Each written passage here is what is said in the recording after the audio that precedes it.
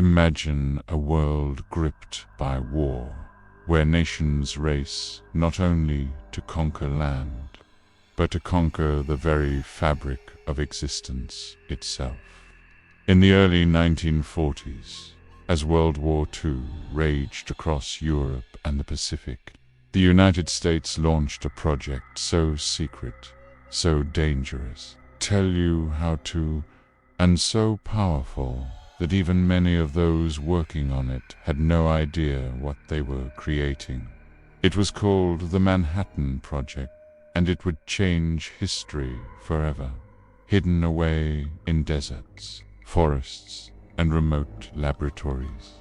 Some of the greatest scientific minds in the world toiled under tight security. Their mission was simple in theory, yet catastrophic in consequence. Build the first atomic bomb before Nazi Germany or Imperial Japan could. For them, it was a race against time, a race against annihilation. But what began as a desperate gamble soon unleashed the deadliest secret humanity had ever known.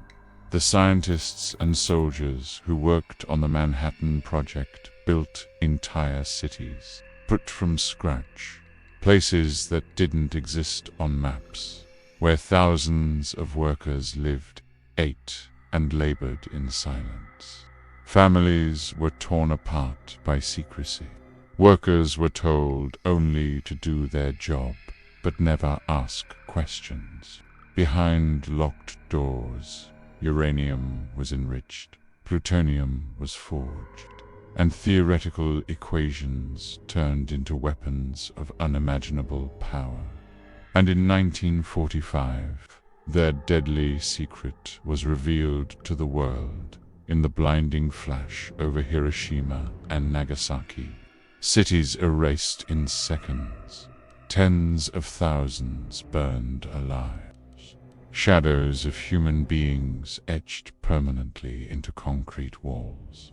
For the first time in history, mankind held the power not only to wage war, but to destroy itself. The Manhattan Project wasn't just a scientific achievement.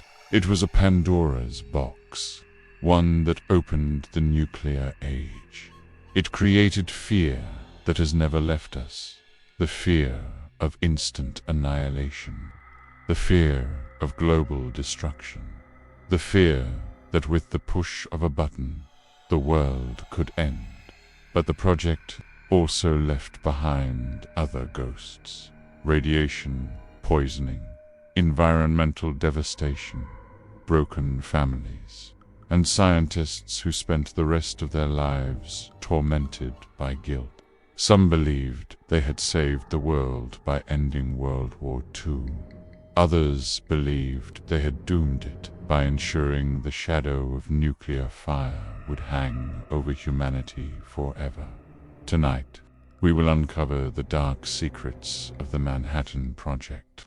We'll walk the hidden corridors of Los Alamos, Oak Ridge, and Hanford. We'll meet the scientists who unlocked the atom and the soldiers who delivered its wrath. We'll reveal the cover-ups, the betrayals, and the chilling legacy that still shapes our lives today. Because this isn't just history. This is the story of how America's deadliest secret unleashed a nightmare that the world has never escaped. The Manhattan Project began with fear.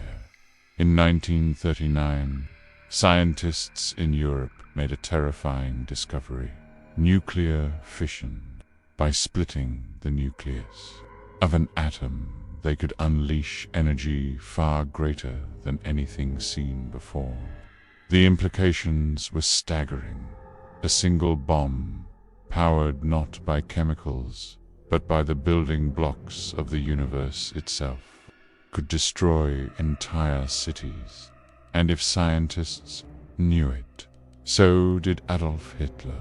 Germany, with its vast war machine, was rumored to be racing to build a weapon of unimaginable power.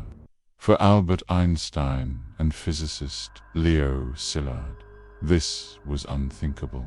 Together they wrote a letter to President Franklin D. Roosevelt, warning him of the danger. Roosevelt acted quietly, cautiously.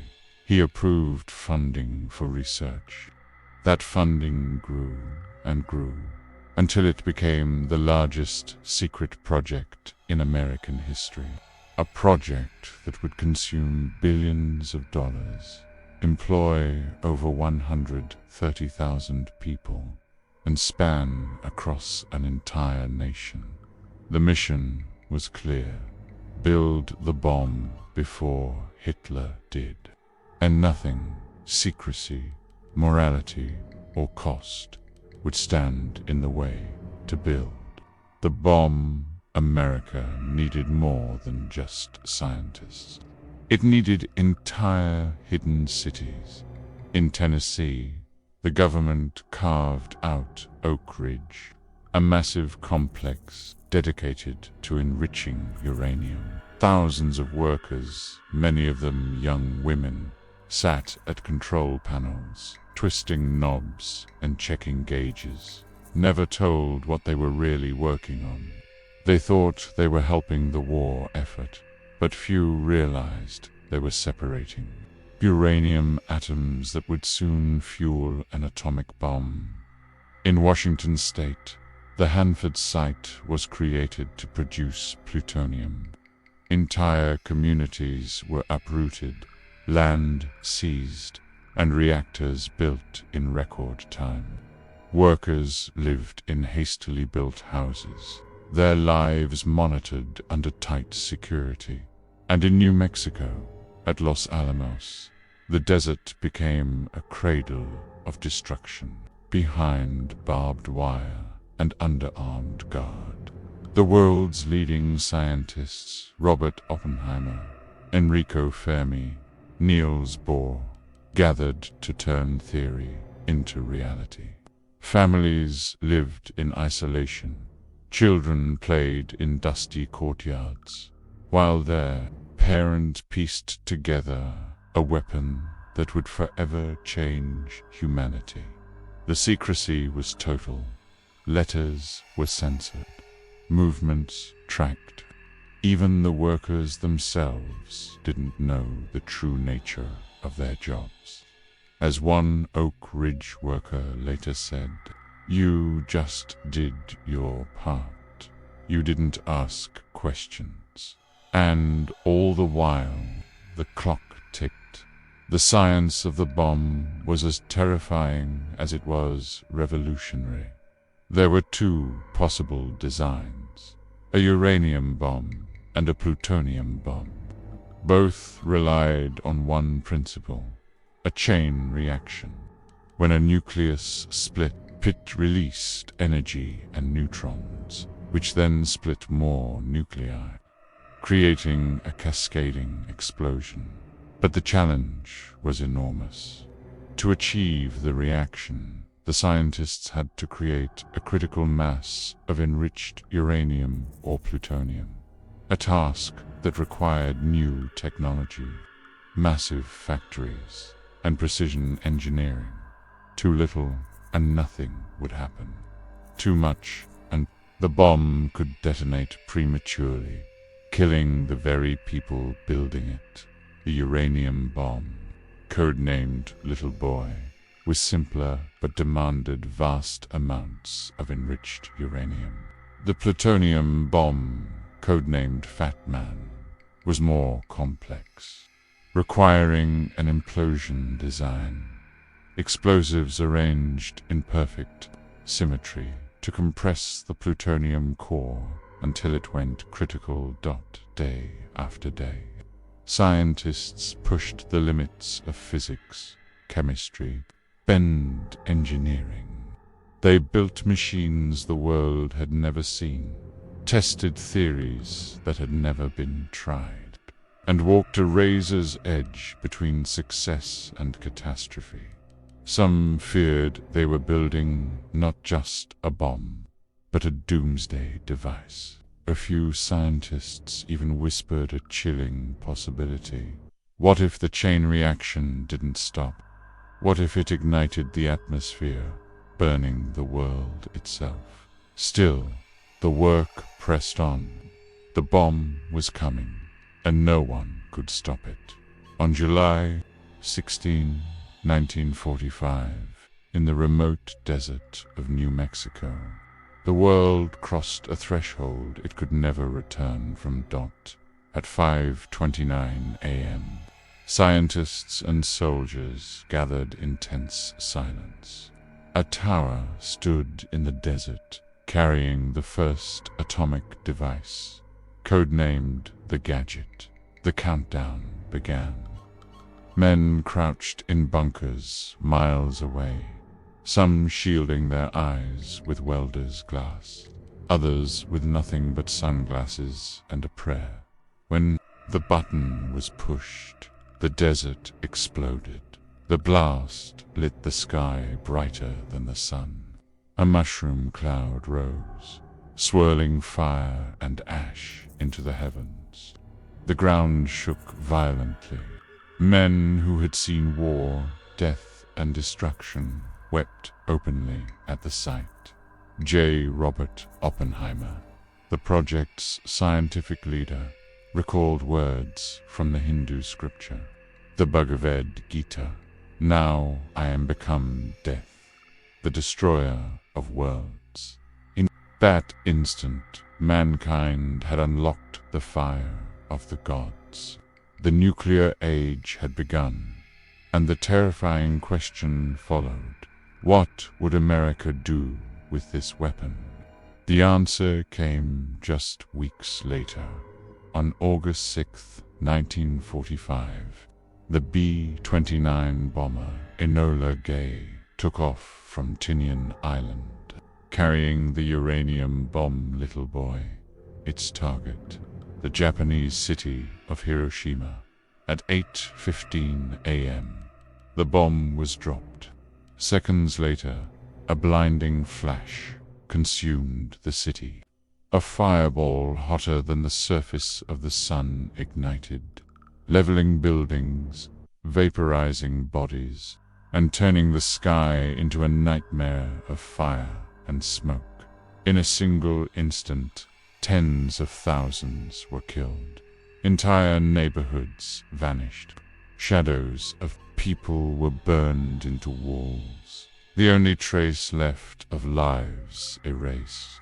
Survivors staggered through ruins with skin peeling from their bodies. Eyes burned, cries filling the air. The world had never seen destruction like this, and it was only the beginning. 3 days later, on August 9th, another bomber, boxcar, flew toward Kokura, but heavy cloud cover diverted it to its secondary target, Nagasaki. At 11:02 a.m. The plutonium bomb Fat Man fell. Another blinding flash, another mushroom cloud, another city consumed. Nagasaki's hills confined the blast, but the devastation was still horrific. Factories, homes, temples obliterated. Thousands more lives ended in seconds. By the end of 1945, combined deaths from Hiroshima and Nagasaki reached over 200,000, many from radiation poisoning that burned the body from the inside. Japan surrendered. Days later, the war was over, but the world was changed forever. The Manhattan Project had achieved its goal, but at what cost? What cost? When the smoke cleared over Hiroshima and Nagasaki, the world was never the same. Survivors, known as Hibakusha, carried scars that told the story better than any history book.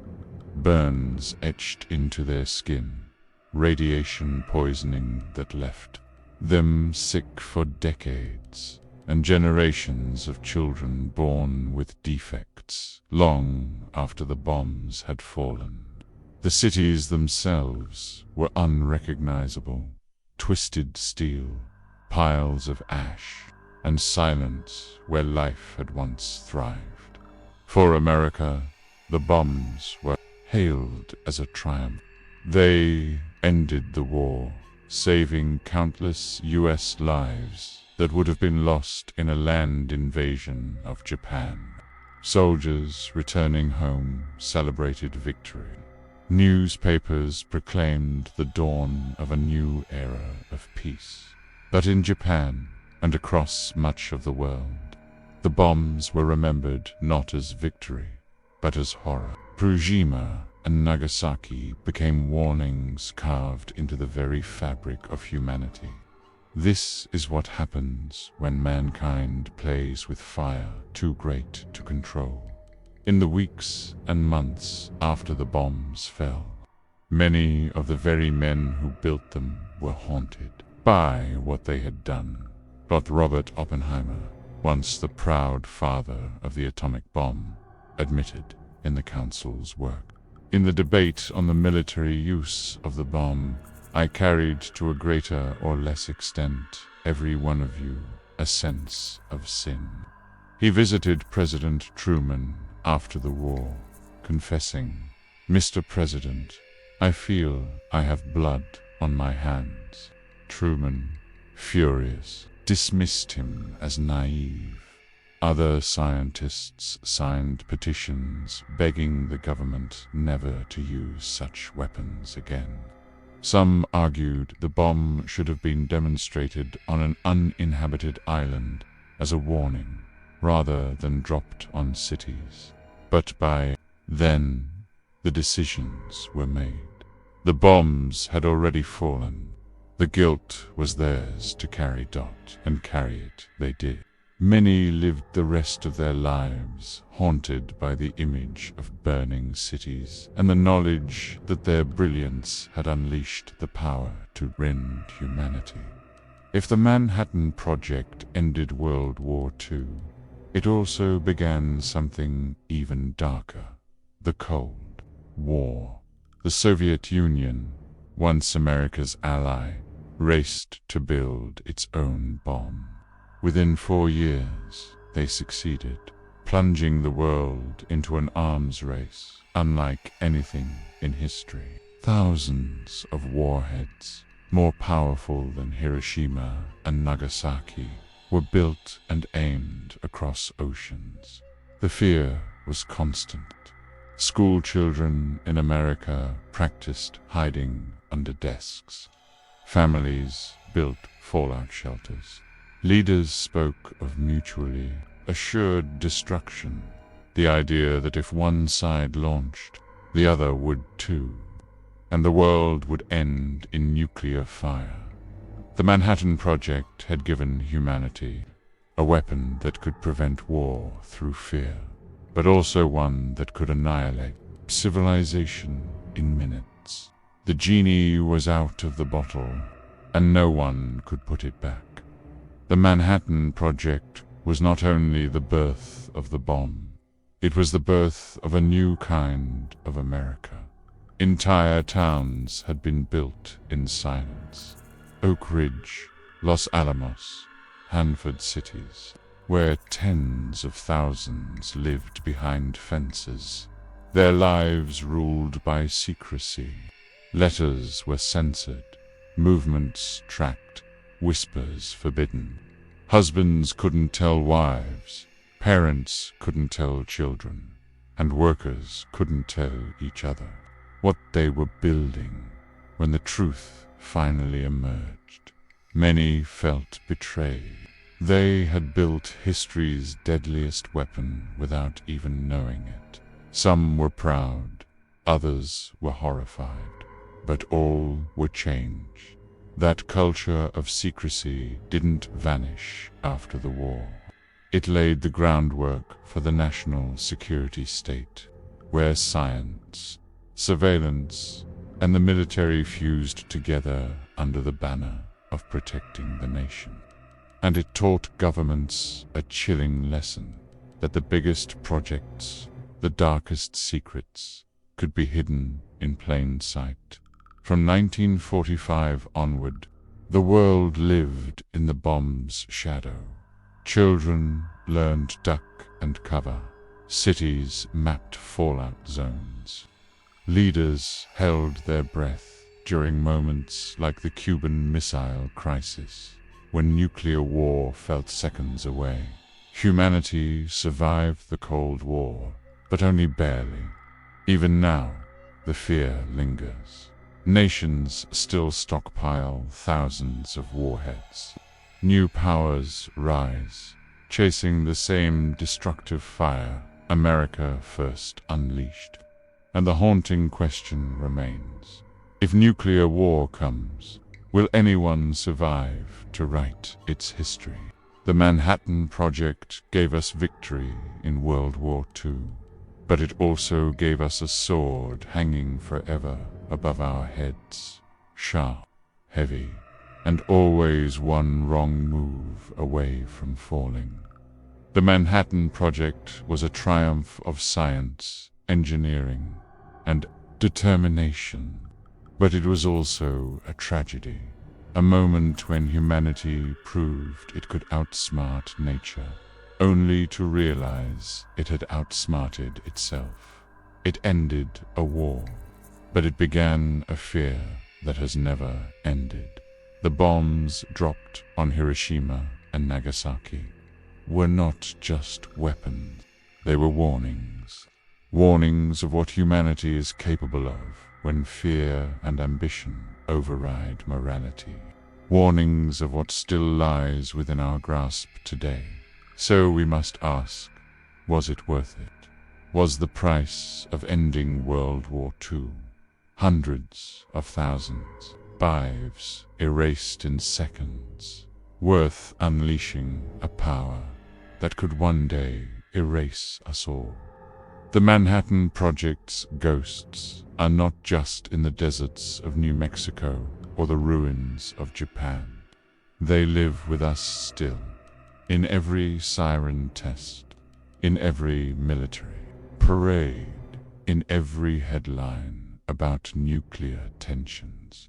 They remind us that history's darkest secrets are never really buried. They live on. They shape us. And sometimes they wait for us to make the same mistakes again.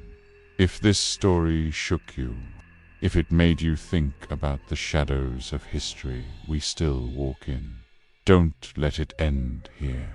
Subscribe to the channel, like this video, and share your thoughts. In the comments, do you believe the Manhattan Project saved the world, or doomed it? Because in the end, the deadliest secret America ever unleashed is not just about the past. It's about the future we may still face.